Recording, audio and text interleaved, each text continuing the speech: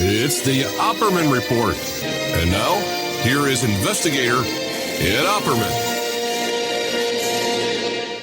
Okay, welcome to the Opperman Report. I'm your host, private investigator Ed Opperman. We have with us a returning guest, Grant Stern from WashingtonPress.com and Stern Facts. Great stuff he's working on here. He posted it the other day on Facebook, and as soon as I saw it, I jumped right on it. So let's get him on the show. Grant Stern, are you there? Yes, I'm here. Hey, man, great stuff. I really love your work, man. We had Grant on before. Thank you. No, yeah, really. I had Grant on before about Rosneft, and you got to look at Rosneft. If you want to understand what's going on with all the Russian interference and stuff like that, it's not reported a lot for some reason, but Rosneft makes everything make sense. Oh, well, there's been actually a lot of action with the Rosneft deal. They've been they retraded the shares at a very minimal or modest profit to a Chinese holding company. So pretty interesting stuff there. I'm getting ready to do some sort of big update with that. Well, what does that mean? For your listeners, I haven't really told anybody about this, but I pitched it at whowhatwhy.org. Okay. They're a nonprofit journalism outlet out of New York. They're kind of like the New Yorker in the sense that they have a very in-depth editing process, and they kind of invited me to, write some stuff for their site. So that's kind of exciting. But nobody knows that. Only your listeners. Oh, thank you very much. And what does this mean if the Chinese are buying? What is that? How does that affect us? What does it mean? Well, if you look at what's been going on in just the last week, China's defense minister flew to Moscow and said, "Hey, we got your back if America gets aggressive." This is all part of their strategy to counterbalance Trump, because Trump is a problem. So Trump is pretty much creating enemies where there were none. He's running out and saying China's our enemy. So they're saying, okay, well, we have to oppose you now. And that's what's going on. Yeah, I believe China, too, said that they would cover Russia in Syria, too. They're getting involved in there. Did you hear that? No, I haven't heard about that yet, but it wouldn't surprise me. China's extremely practical. Okay, so now what is going on? The story is unsealed illegal deal. Trump's partner struck with federal prosecutors in WashingtonPress.com. But Felix Sater, the man with a get-out-of-jail-free card. Well, what's going on there? He's the guy. Yeah. Well. Where do we start? Yeah, right. So I tootled over to the Drudge Report to see what they were up to. And the top headline, Comey calls Trump a mobster, something along those lines. And that's very, very accurate, actually, much more accurate than I think people appreciate. And the reason is his long running ties to this man, Felix Sater, who he tells a lot of tall tales. And we know a few things about him. There are some people that know more about him, but they can't talk. The courts have silenced them. And that's really what that story is very much about. If you read to the bottom of that story, it explains how the judges forbade the lawyers in the case against all case law and all precedent from telling anybody about Felix Sater's secret work with the government. Okay? So that's an important thing to keep in mind, that the judicial system and the executive branch have teamed up to try and keep this guy a black hole, like a legal black hole. And there's a longer format story. I actually wrote that story in 3 parts on the sternfacts.com and consolidated it and condensed it into 2 shorter parts for Washington Press. They like shorter format. So 2,500 words is short form, yes. But in a longer format, I kind of go a little bit more deeply into how the same judge that gave Felix Sater a pass gave his father a similar pass. And each time they didn't properly consider the mandates of federal law that require victims' notice and restitution to the victims and heirs of those victims for crimes. So Felix Sater's father, who was also a Russian mob associate, he got the same deal from the same judge. And and here's the thing, this same judge is notorious for giving out these sweetheart deals to mobsters. He sentenced Samuel O'Connor, which is actually a case that Many people may not know Robert Mueller prosecuted, Really? but they always expected that Sammy the Bull was going to do some time, and this judge gave him probation. And frankly, it's an unusual situation.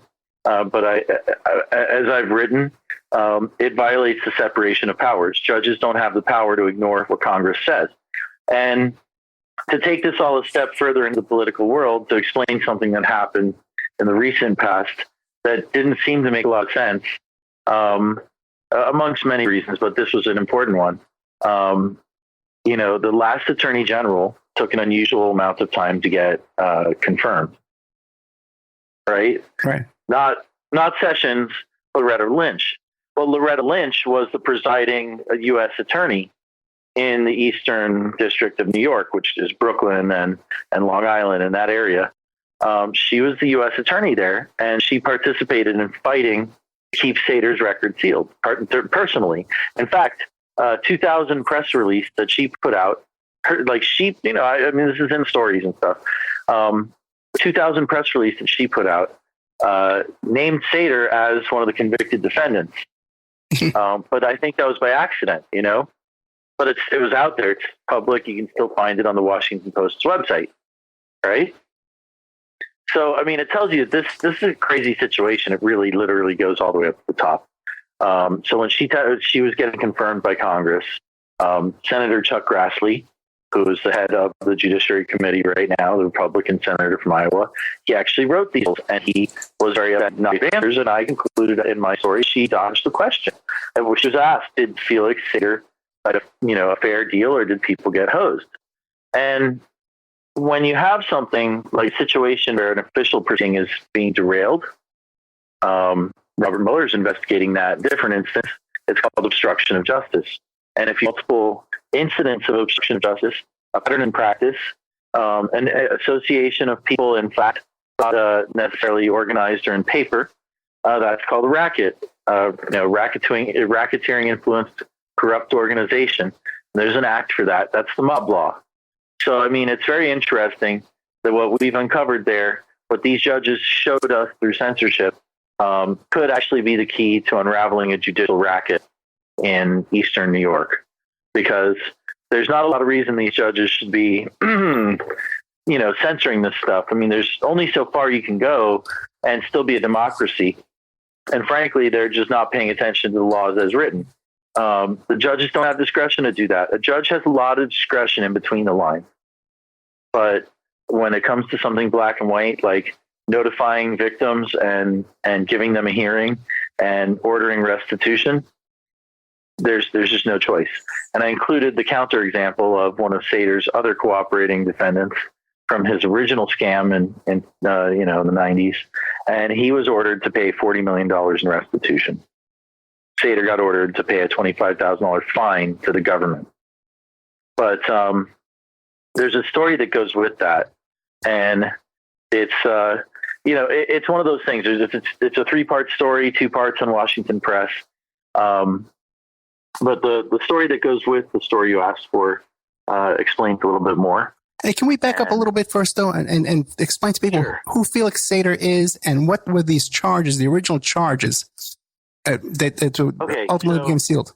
So Felix Sater is the son of a Russian mafia associate that lived in Brooklyn, named Mikhail Shafirovsky or Michael Sater, So anyways, Felix goes to Wall Street in the early 90s, and he got into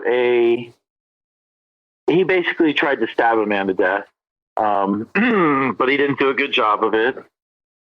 And, he lies and spins that pretty badly. So I wrote actually a story on the Stern Facts that's just called Felix Sater Lied to MSNBC, because, these are records that are public, and I went and pulled them.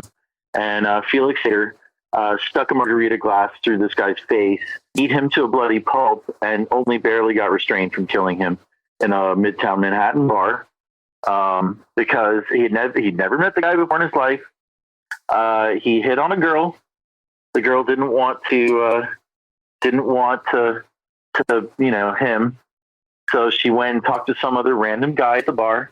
and Felix Sater attacked that guy because girl talk.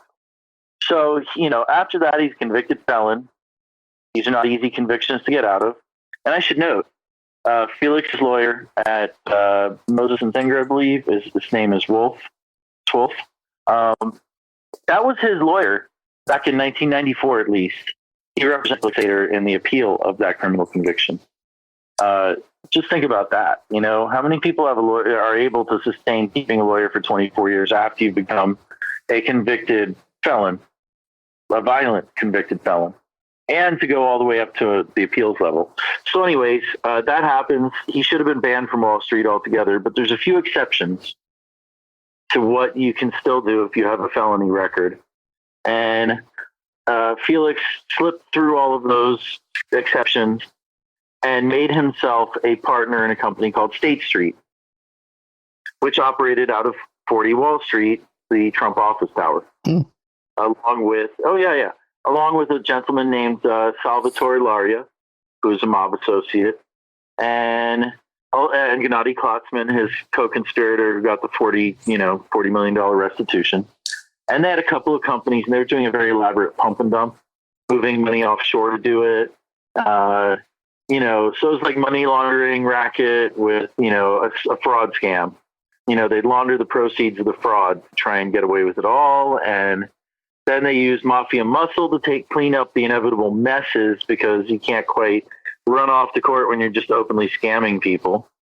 And people eventually notice these things.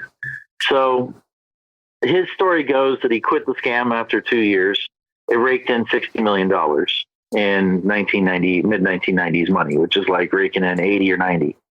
And then the story goes that, he was overseas, ran into a U.S. intelligence officer at a night out drinking that turned out to be a night out drinking with a bunch of Russian intelligence officers. And obviously he's rather fluent in Russian. He's Soviet born. He's born in Moscow. His father's born in Ukraine. And Sater, supposedly was working with the government, with the U.S. government, but, no step out of the shadow to confirm things. There's no confirmation to anybody in the CIA at this point. Okay. There's one FBI agent that's confirmed one thing, and then there's some of what we have through record releases. Okay. So, BuzzFeed wrote the heck out of that. Go check out their story. They reported it. They nailed down what the facts are. My story simply notes that nothing that BuzzFeed found to be confirmed by anybody seemed to be a major strategic victory.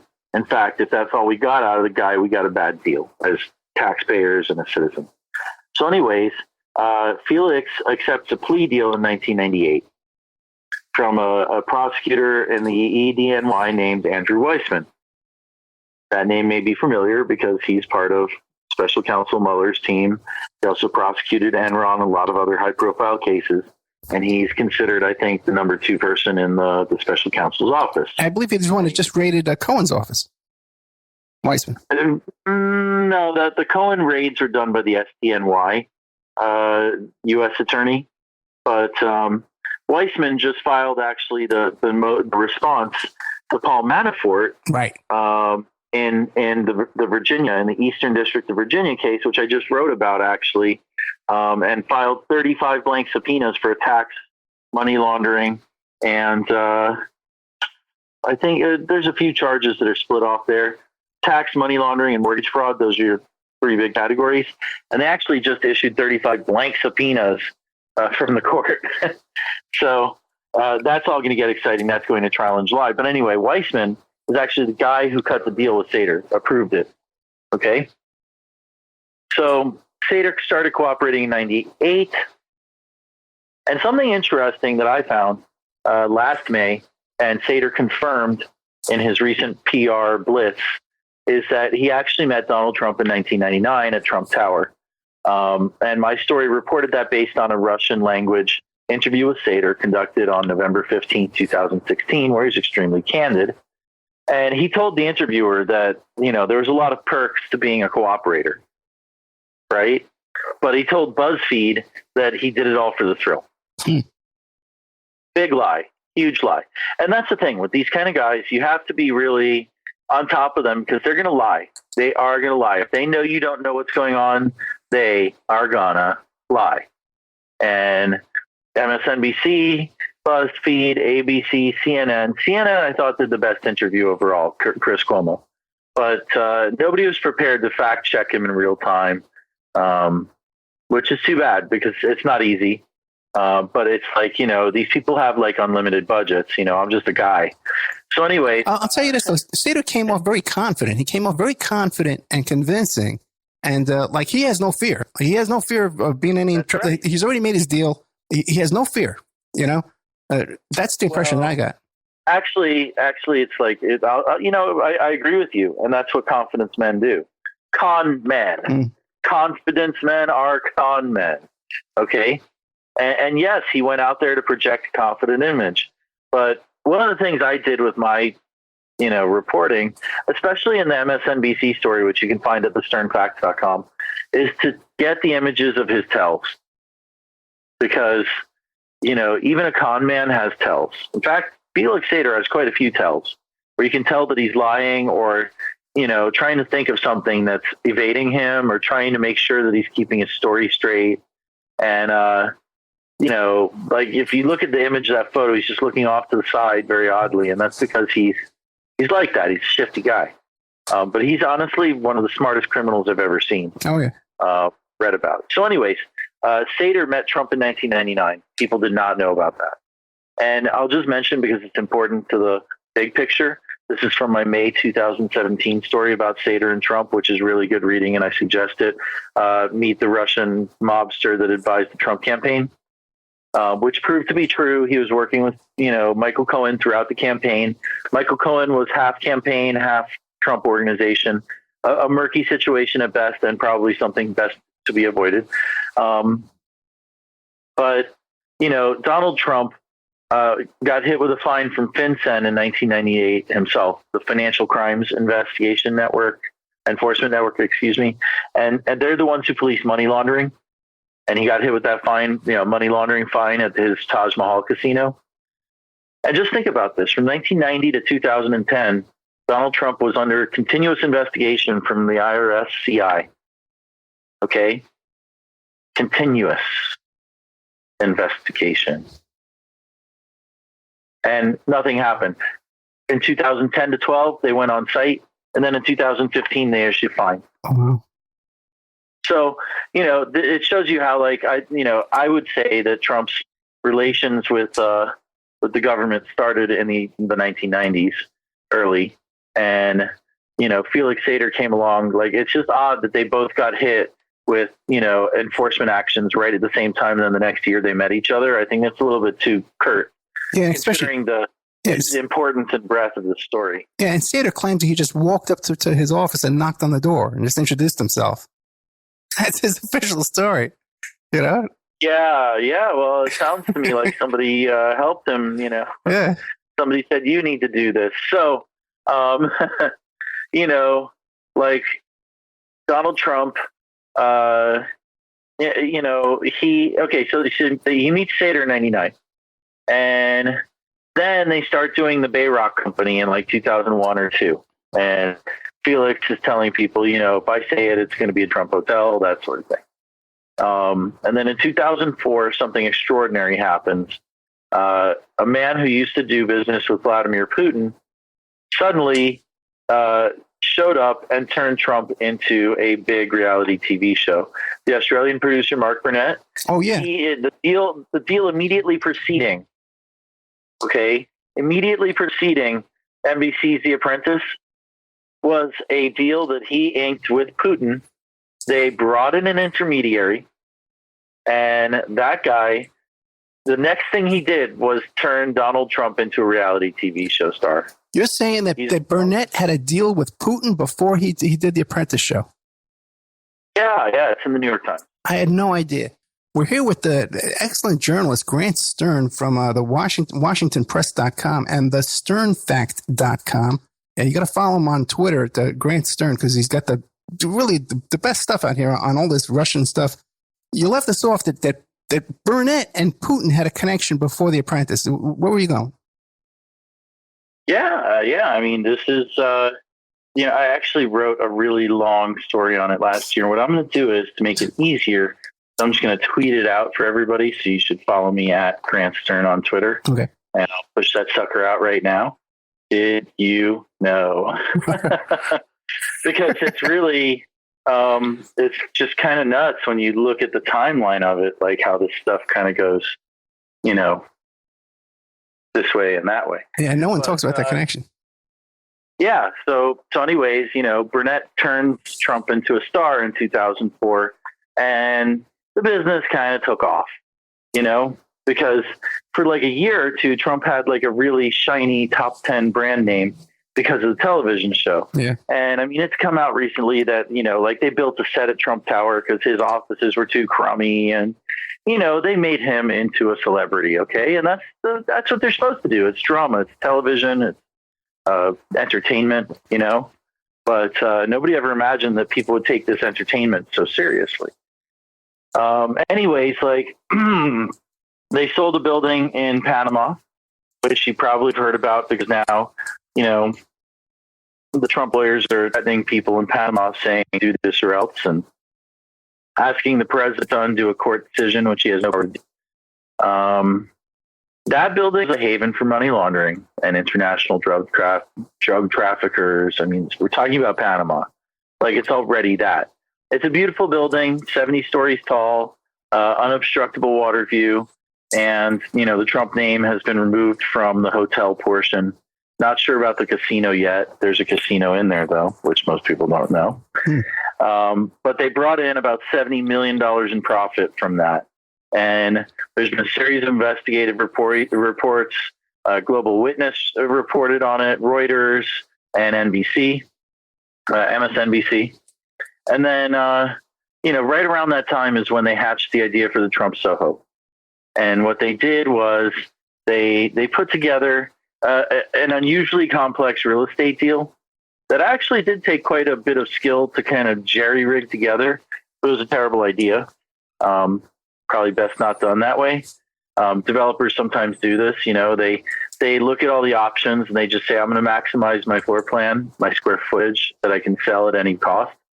And that's what they did with the Trump Soho Hotel in Lower Manhattan, which has also been recently renamed. Are you familiar with Trump Soho? You've probably heard the name before. The Baylock Group or something like that, right? Yes, Felix Sater, Bayrock, and the Trump Soho are the three watchwords, right? Like, that's what was going down. Bayrock was Sater, along with Tariq Arif,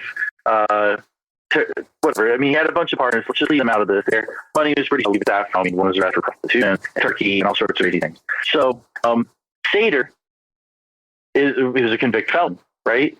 Twice convicted felon when he took the gig at Bayrock.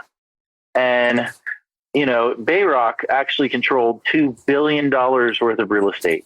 Okay, including a project like just a short 10-minute walk from where I live, stuff all over the country. They were in Denver, they were in Tampa, they were in Fort Lauderdale, I think Phoenix, Arizona as well. I mean, they were really ambitious. And they bought a lot of property, and the only thing that got built was the Soho Hotel. Everything else failed, okay? And a lot of it devolved into lawsuits. Well,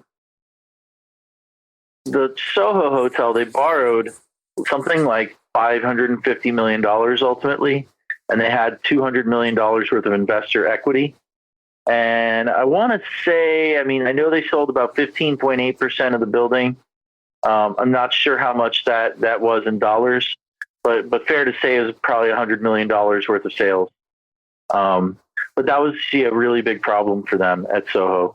And I'm getting ahead of myself on that sales problem because what happened was, everything comes together. They've got the reality show. They were using the reality show to pitch the hotel. They even brought people from the reality show to the hotel. It was like a job there was like one of the prizes.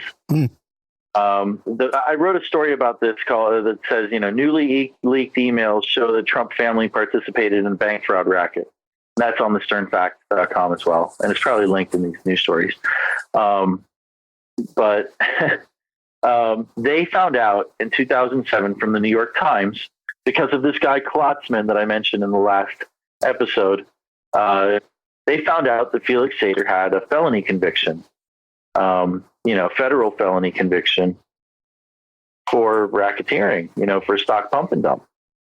That should be an automatic disqualifier to be a principal, either an owner or a manager in a venture that, like there's a certain amount of ownership maybe you could have.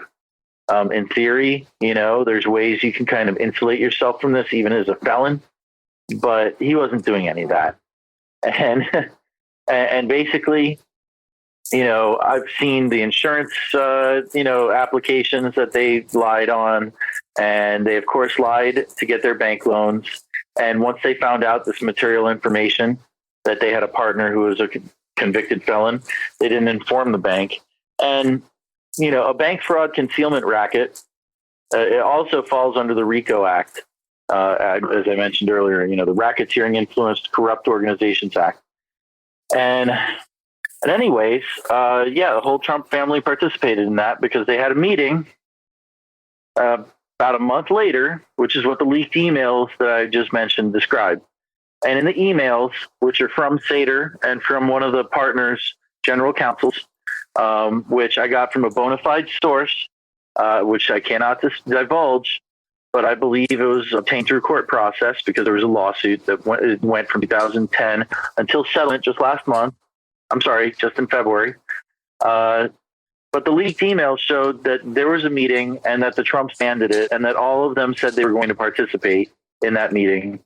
And Felix Sater sent an email off to his Icelandic partners who were funneling cash from Putin, according to the person that's him, Jody Chris, the executive who found out about this and realized that, if you don't do something to stop the racket, you're a part of the racket. That's kind of how it works. And Felix Sater told the Icelandic people that everybody was upset, that the felony information coming out was very, very damaging, and that Donald Trump was trying to take advantage of the situation to use that to his advantage to take away or squeeze him out of his ownership role and take more points for himself. Trump owned 15%, the kids owned 3%. The family owned 18% total, from what I understand. I know the 18 is solid. So anyways, they continued in that, and then they refinanced in 2010 as well. You got to think back, like put on your history cap to think about what's going on in 2007, 8, 9, 10, 11, because by the time this information came out in late 2007, like the market had already peaked. Right. Okay. The market had peaked 2 years earlier, and New York's market took longer to stall. So they were just hitting the stall right around that time at the end of 2007. And they had borrowed hundreds of millions of dollars. The name is on the line. They're on reality TV every week. They couldn't afford to cancel this project. But Donald Trump still had shredded credit from never paying anybody back and going bankrupt a gajillion times, right? So they were in a big pickle. And at that point, it would have been appropriate to ask for help. But they didn't. And by continuing into that racket and then going through the refinancing, always concealing it, they're all liable. They're all liable. And that's the point of the other story that I wrote about Sater, which is, that newly revealed court records show that the Trump should be liable for, bank fraud with Sater, hiding his criminal past. And, he wrote a complicated email to the Icelandic folks who all went out of business themselves, explaining how elaborately how he would hide his ownership going forward. Okay. Oh, boy. Yeah. So right around the time that this is all happening, like late 2007, writing is on the wall. Okay. Like anybody who's been in the business a long, long time can see that the music is slowing down a lot and it's about to stop. Okay. Then in 2008, Don Jr. goes to Russia in June of 2008 for an Adam Smith conference. He holds a full-scale press conference to say that the Trump family is entering Russia, and had a partner in Ukraine, and they were looking at deals in Sochi. One of the people who spoke at the conference actually happened to be the head of the Sochi, let's call it the Sochi Chamber of Commerce. That's the equivalent, She was accepted a Chamber of Commerce person in Russia, had a sway. They're almost like a business development manager for the state. They kind of go out and scour up the vendors for the things the state wants in one of these kind of projects, which is how things went in Sochi. So, and just so you know, nothing confirmed on this, but there's been speculation that Trump did business in Sochi. But I mean, there's some interesting records, but you would see some more fingerprints, we think. But you never know. I mean, rackets work in mysterious ways. That's all I'm going to say there.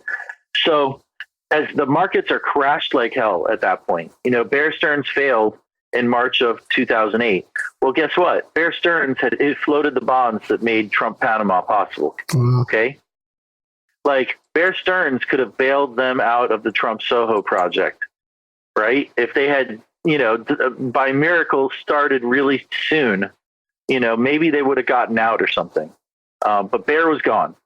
And then in September, Lehman was gone too. And in between those two incidents happening, Don Jr. goes to Russia. And then all of a sudden, the Miami Herald said, from out of nowhere, a Russian guy showed up and bought Donald Trump's big mansion in Palm Beach for $100 million. And then, of course, Don Jr. famously said, a lot of our assets are Russian. And that was at the end of September 2008. Okay, so this is all going on while Soho is being marketed still. And, I said that the Soho accepted some strange restrictions.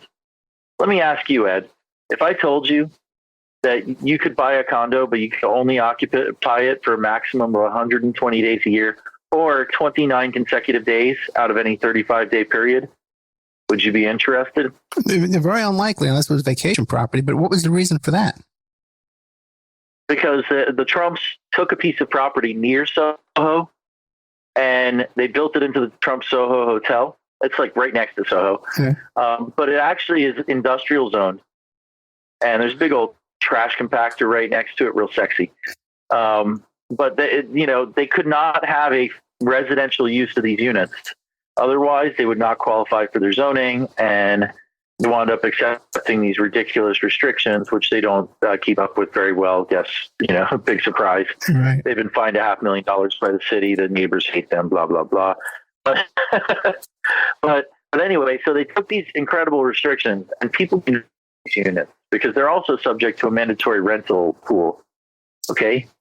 Like, those are very extreme because you have no control over this apartment. You're the owner, and all you can do is occupy it 29 days. And, as you heard with those restrictions, so it's not exactly the world's greatest apartment for like a lot of money. It's very expensive. These apartments are selling for a hugely expensive price. Okay. So they're not doing so well with the sales. Not at all. Not like they did with Trump Panama. Okay. And they held a foreign press conference after Don Jr. gets back from Moscow in June of 2008, but before that house in Palm Beach sells. And they told the foreign press that 55 to 60% of this building was sold. Now, in the state of New York, they passed this thing called the Blue Sky Law. Right. You ever hear of that? Yes. You know why it's called the Blue Sky Law? Yeah, because you can't make promises that everything's rosy. Exactly. Like in the 1920s, stock, people, that was, the Great Depression started after the big stock crash in 1909. But in the roaring 20s, you had people who would sell stocks that were backed by nothing but the blue sky. Okay. So, that's where that comes from. Okay. So security backed by nothing more than the sky. So what they did was they said, okay, we can't have a complicated securities law that requires a lot of proof. We need to have a really powerful securities law to prevent people from committing easy frauds and running off right away. Now, this blue sky law, in addition to preventing people from selling the blue sky, it is as easy to enforce as looking up at the blue sky. All you have to do is prove that a false statement was made in connection with the sale of a security, and they expanded it to cover condominiums later. And guess what? Covered both ways, because hotel condominium units are considered securities when they're fully managed investments. In fact, you're supposed to register with the FCC and have a separate sales office to explain the financial part. Wow. So it's a very specialized sale and development that they put together. I'll give them credit. You have to know to be able to put something complex like that together. But they may not have done that part right. I wasn't there for that, and I'm not vouching for it. What I am saying is that it's complex. And the simple part is they lied. They lied a lot. And Cy Vance, the Manhattan DA, was investigating them. Then mysteriously, he had a meeting with Mark Kasowitz, who had donated $25,000 to him. The maximum that he'll accept, legal maximum, is $50,000, which is pretty crazy for a prosecutor, for gosh sakes. Mm-hmm. Well, they returned that money from Kasowitz, and he gave it back to them a few months later. They kept it. And in between all that happening, he didn't present any new information. Career people wanted to go after Don Jr. and Ivanka, but Vance wouldn't go after them. And it was in the wake of an epic fail against Harvey Weinstein, of all people. They got away with murder there, so to speak. And in between all of that, there was a civil lawsuit by the people who had bought the units who wanted their money back. But what's important about the percentage of units sold is that 15% is the minimum threshold to begin selling and closing these units.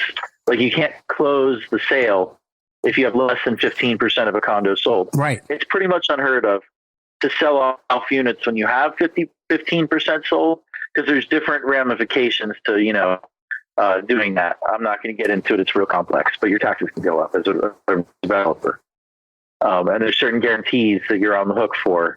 And it's just, it's better to sell out when you have like 50%. But those statements are definitely material to the value of these units, right? So they got out of that somehow. But in the midst of all that mess, they got sued by an insider who they screwed, a guy named Jody Chris. And litigation lasted from 2010 to 2018. I interviewed his lawyers. They were only able to give me like a little bit of story, like what you pretty much see in my written story. The very nice comments about how sunshine is great, because they've been gagged.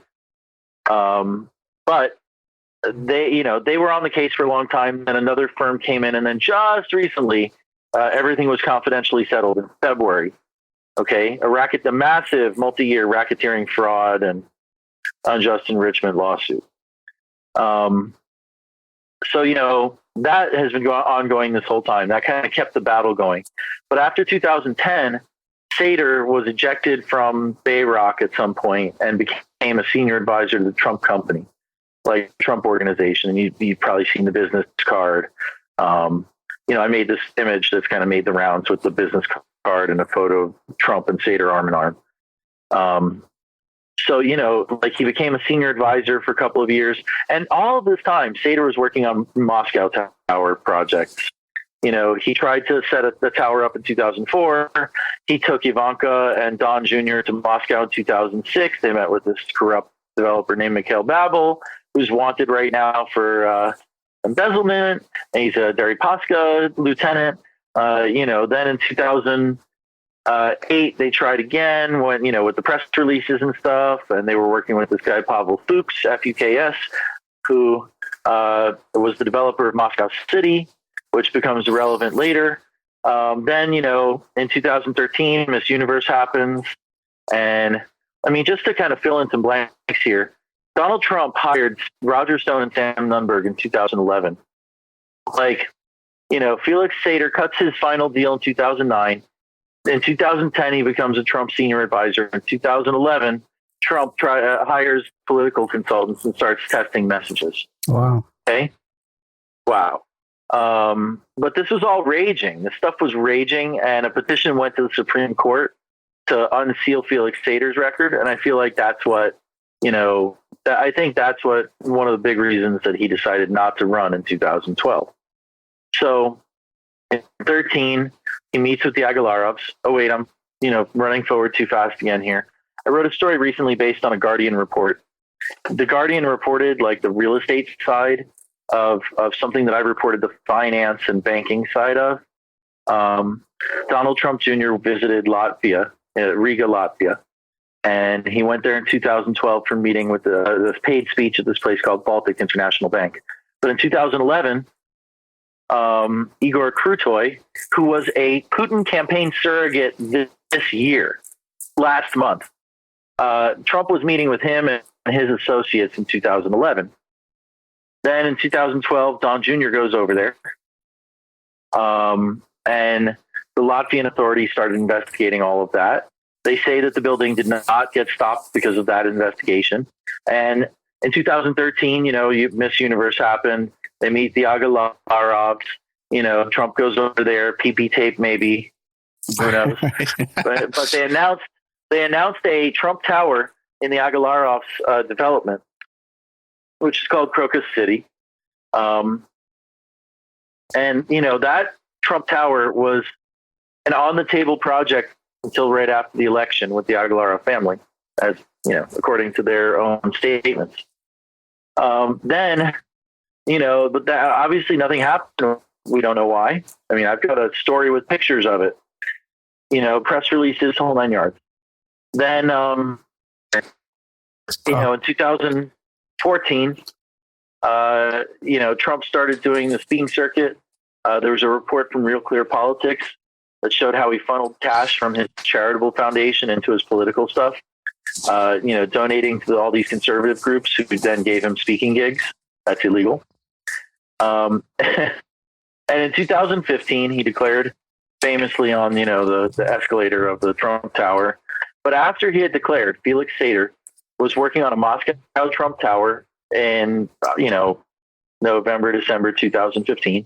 And famously, he wrote to Michael Cohen that, he would round up all of Putin's people and make help him get elected, make it happen. And, he went on TV, and one interviewer, he said, "Oh, I don't know those people. But yeah, if we had actually done that, I would have made it happen. I would have gone out and rounded those people up and done it." Look, man, this guy Felix Sater, he knows Putin's people, okay? And so did Trump. There's not any question of it. The Trump-Russia dossier said that Putin started courting Trump 5 years before the election. Igor Krutoy meets with him 5 years before the election, okay? And that's a campaign surrogate who is a real estate developer, but a campaign surrogate for Putin just this past month. So Sater is obviously kind of tied up in this, and he's a Russian mafia member pretty much. He ratted on all the Italian mafia guys. Sounds like a good strategy, right? So get immunity, take out your enemies. Right. Well, in 2015, all that goes down, and Sater is emailing Michael Cohen during the campaign about a Moscow Trump Tower deal in Moscow City, which was Pavel Fuchs's, big project. He ran that whole district. Like a planned high-rise district. I mean, it's got they were talking about putting up a 60-story tower and branding it, with the Trump name. But Fuchs objected to the commission structure, which would have cost them $80 million to brand, the Trump Tower in Russia. So anyways, all that's going on. We don't know the real story behind the Trump Tower in Moscow during the campaign. That sounds really, really suspicious. They were working with a company called IC Expert. IC Expert is run by a Cypriot lawyer. It has offshore ownership itself. It had zero experience in luxury development, and they were talking about doing a mega high rise. So, it all seemed to me like a straw deal, as we call it in the real estate market, where, you have two parties executing something, but one party is working on behalf of somebody else. So anyways, Sater is deeply involved in all that. And then he donated to the Trump campaign. He visited campaign headquarters in July of 2016. And, the media all just kind of said, "Oh, he's the mob guy. We should stay away from that." Is there any way that Sater's not cooperating? Is there any way that Sater's not cooperating? It's 0%, dude. It was reported in McClatchy. No. This was McClatchy, D.C. Right. A very conservative mainstream media outlet reported that Felix Sater is cooperating, and I wrote a story about that at WashingtonPress.com. You can check out my Twitter feed. It's on there. It's not too old. This past Friday, Sater's, they said that Sater started to cooperate with Mueller. And now that you've heard the whole story, I can rip apart some of the exciting parts from my recent reporting because, I really did actually cover everything that I just mentioned in the long format 3-part story on the sternfacts.com. So, wait, can we take a commercial break before we get to the next segment? Let's do it. Okay, great. Thank you so much. We're with Grant Stern. My God, this guy knows more about this than you hear anywhere. And I think a lot of it has to do because you're an expert on mortgages. Am I right? On mortgage. I'm a mortgage broker, yeah, and have been for 15 years. So, it takes a finance background to understand this kind of complex stuff and distill it into something that's understandable. Yeah, and that's really, not easy. Yeah, you can tell. WashingtonPress.com and TheSternFact.com and Who, What, Why. Facts with an S or no? Facts with an S. With an S. Okay, I had it facts first. You said it. Do you think maybe that press tour that he did was the prosecution wanted to get him out there to inoculate the viewers from his margarita glass stabbing and his background and fraud and all that kind of stuff? That's a plausible explanation. I mean, moreover than that, he's concerned about his own image too, What does he do for a living now? Is he still working? What does Sater do now? Yeah. I don't know. Let me read you this from the unsealed court records, and then you can tell me what he's doing. Okay. So what happened is there was a recent unsealing of records, and it was pretty wild because what we learned about these new records was that the judge said, I'm going to censor everything to do with Felix Sater's pre-sentencing report. That's the document prosecutors compile when they're about to sentence a cooperating witness and end the relationship, okay? Now, they started his in 2004. And a copy of it, he, like a fool, he left a copy of it on a Bayrock hard drive, and a whistleblower inside the company gave it to the whistleblower suing him, okay? So the whole fight is over keeping that secret, even though it's been released already and people have it now. Does this make sense? Yes. Once something has been unsealed, the law says you can't reseal it. Okay. Hold on. I don't know if you hear that, but somebody's calling me here. No, we can't hear anything now. Oh, good. So anyway, once there's been sunlight, you can't throw it back into a black hole. Okay. And we have a First Amendment right to see what's in our dockets in our court system and to give oversight, So, anyways, at this point, the censorship in this case is so extreme, right? Okay. It's so awful that the judges are trying to blot out the sun. Okay. And you know how you like to look at an eclipse, you have to look at the little box. You shouldn't look directly at the sun. Sure. Well, that's kind of how we stumbled. I stumbled really upon this. But what they did was they said, everything regarding the pre-sentencing report, we're going to censor. But some of this information was publicly available elsewhere. There's no way to confirm it because, it's just whatever these two lawyers said, right? And it's what they told the Supreme Court in 2012. And these people have been trying to keep it under wraps forever. So the judge did something really funny. She kind of confirmed everything that highlighted that we could see on the unsealed copy in the National Archives and actually in a different court docket related to the case, because they tried to put the lawyers in jail for, revealing this document. Yeah. And, so it's in a story, you can see two court dockets next to each other. It's all annotated. I'm not going to go over all of it, but Doe's probation officer, Doe being Sater, reported 4 things. Okay. 5 things. Item 1, Doe was receiving no salary from his firm while he was skimming millions. Okay.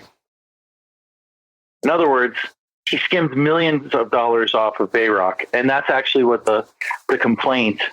That's what the civil complaint by Jody Criss alleged, that they took a $50 million investment and pretty much just banked it. Sater and the partners of Bayrock. Yeah, then they pay taxes because they're not taking a salary. Gets better. 2, reported that Doe had a negative net worth while he was spending large sums on rent and buying a home.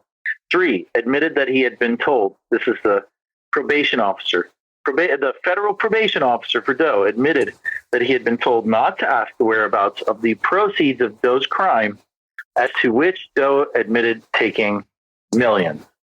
So that's in reference to the 1990s crime. So Sater pretty much started with about $8 to $10 million. We're guessing, there's, it's tough to estimate exactly. And he could have made 2 million. He could have made 5. He could have made 10. Who knows? He could have made more. I mean, these people were moving money around to try and avoid detection. But let's just say somewhere between 5 and 10 is what his take was from the 1990s scam. He kept investing in and working with it. And then we know that he split at least one payment of $50 million with his partners.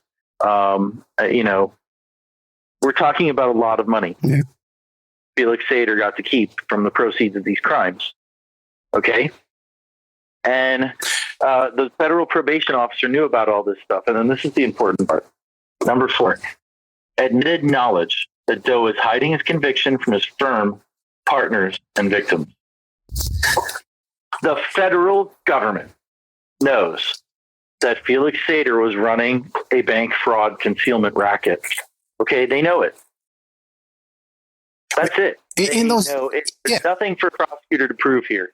In those documents, who was he ratting against in the case to get that kind of a deal? Well, you see, that's the thing. He ratted out like 17 mobsters in the first case. But then, he says that he's like a CIA asset, but there's nobody confirming that. Nobody confirming that. And until we get a copy of the pre-sentencing report, we're not going to be able to confirm what he did or didn't do to get his deal. Mm. You catch me? Yeah, I did. That's why I thought it was a secret, because that would obviously let some cats out of some bags. But it's not going to be secret forever. I promise you that. There's court filings. I mean, I've been speaking with a First Amendment lawyer in New York about pursuing this. His name is James Henry. He's interested. This is really crazy stuff, but in a nutshell, federal government knows that, Sater committed the crime, and all you have to do is just prove the Trump part of it. And there's lots of emails in this case. And there's 8 years worth of litigation, and then the case only 14 months after it went into the discovery. Okay. In the discovery phase of a trial, you ask for stuff. The other side has to give it to you. You can be compelled to give it, and this unsealing, it's like the timing was uncanny. Judge announces I'm unsealing stuff on February 10th. February 17th, I get a threat letter from Sater's attorney on a Saturday night on President's weekend at 6:00. He says, we will taking appropriate action. Then, something like the 22nd, like 5 days later, they settled the case of this February. So, I feel like, there's some action there. Obviously it's a confidential settlement, but really the fact that the federal government knew about the concealment racket is a big, big deal. And I think that's probably why he settled, because that's most likely the most difficult allegation to prove. And the government knows it. And the unsealed records proved it. So, there you have it. Like, that's important information. But what's most important about Sater cooperating and why he's cooperating, and by the way, I just tweeted out, so your listeners can kind of check this out. I just tweeted out the 2 stories about the bank fraud stuff and the story about Sater cooperating. And inside the Sater cooperating story, there's a link, and the link is to his cooperation agreement, which nobody else has really reported that I know of. Okay. So the cooperation agreement is really explicit. He promised to give restitution to to his victims. And that's the 5th item in the list I was reading to you from, that he agreed in writing to give restitution to the victims that he later screwed. The $40 million. Real people that he took $60 million from. They said 60 in the cooperation agreement. Everybody else said 40. To me, that kind of indicates that maybe he even got away with 20 million. Okay.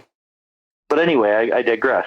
There's some terms and conditions in these cooperation agreements. And there's a reason why you don't want to go out and commit crimes. And there's a reason why being a snitch might be, it helped him out a lot. But once you go snitch, you don't go back.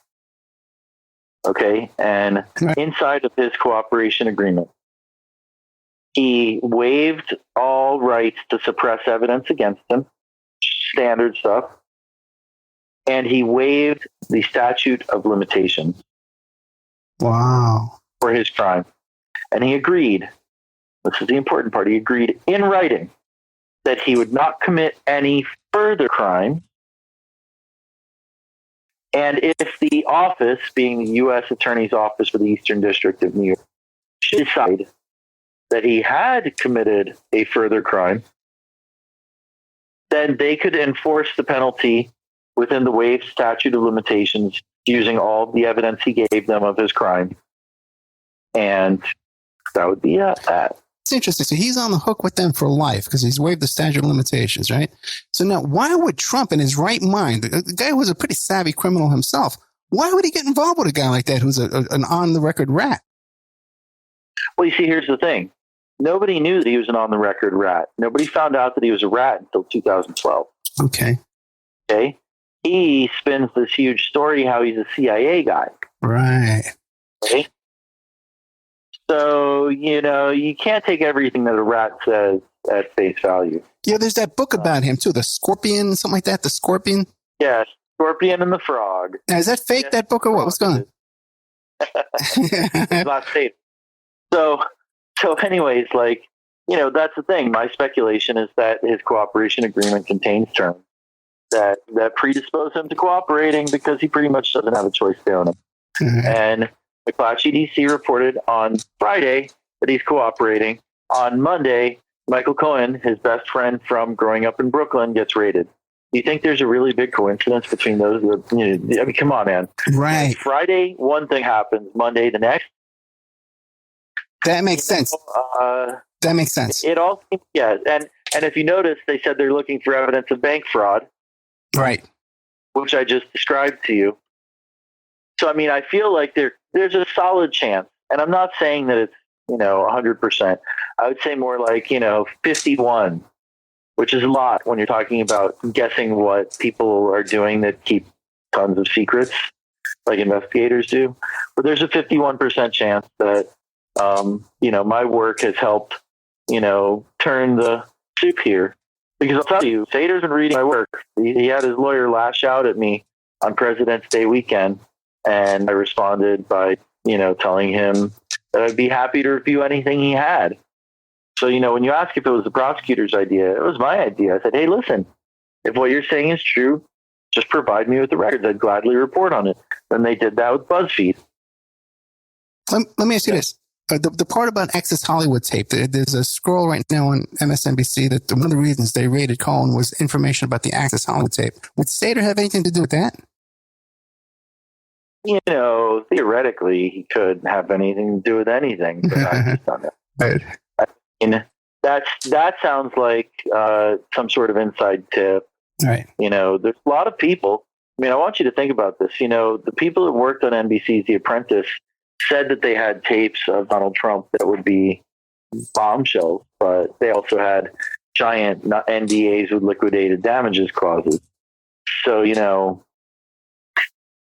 I mean, it's one of those things like anything could happen. I mean, he could have paid hush money to keep something related to Access Hollywood. I mean, who knows? We don't know. But what we do know is that these people bragged about how good they were at hushing everything. So, it seems to me like there may be some very fertile ground, as in like hundreds of allegations could have been paid off. I mean, they could have been paying off reporters. Who freaking knows, man? Yeah, people are not exactly the most scrupulous bunch. Yeah, if this is what we know on the surface, you could just imagine what they're working on behind the scenes. Precisely. I mean, this is, but I've definitely dug under the iceberg and cracked the sucker in half. No, you're doing great work, man. You're doing great work on this. I can't thank you enough. We went way over the time. You wanted to give me a half hour. You went 90 minutes. I won't tell anybody, I promise. Yeah, listen, thank you so much, man. How can people get a hold of you? What are you working on next?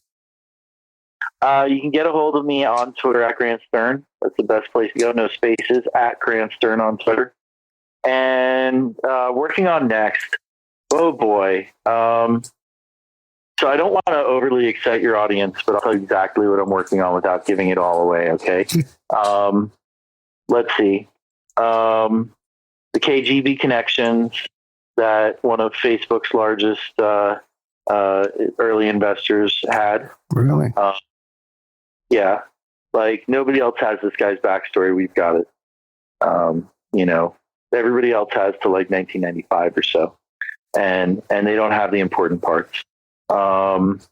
Also, how about we know the guy that introduced Alexander Torshin to American politics and presumably to the NRA at some point. Like he was a Republican, a real Republican, so a real insider. Not the guy that the Washington Post reported, not that comedic Tennessean, somebody serious and in DC. So we have we have their identity. That's not in question. It's a matter of finishing the reporting because it's so complex. There's so much more going on there. And I take pride in presenting a complete and understandable story, not just here's a little slice. Gotcha. So that's a good story. Mother Jones asked me for that one and I'm going to give them a crack at it, but I need to finish it. It's detailed work. And let me see, the same guy, we have a copy of his book. And he has a book that is unlike any other because this gentleman wrote a book called basically How to Lobby in America, How to Influence American Politics. Wow. And his publisher is the Russian Foreign Ministry. Not a lot of books written about lobbying in America and published by the Russian Foreign Ministry that are totally, totally innocent. You know what I mean? I know what you mean. And I mean, that's just, that's the way I see it. So, these are exciting stories that I've been working on for over a year. The Sater story has been, I would say 8-9 months in the making, 10 months in the making. And other people have bits and pieces, but I don't think anybody has put all of them together in the manner that I have. And, there's, if you just go to the sternfacts with an S.com, you can find, I would say about 6 or 7 stories. It's just one long blog roll style front page.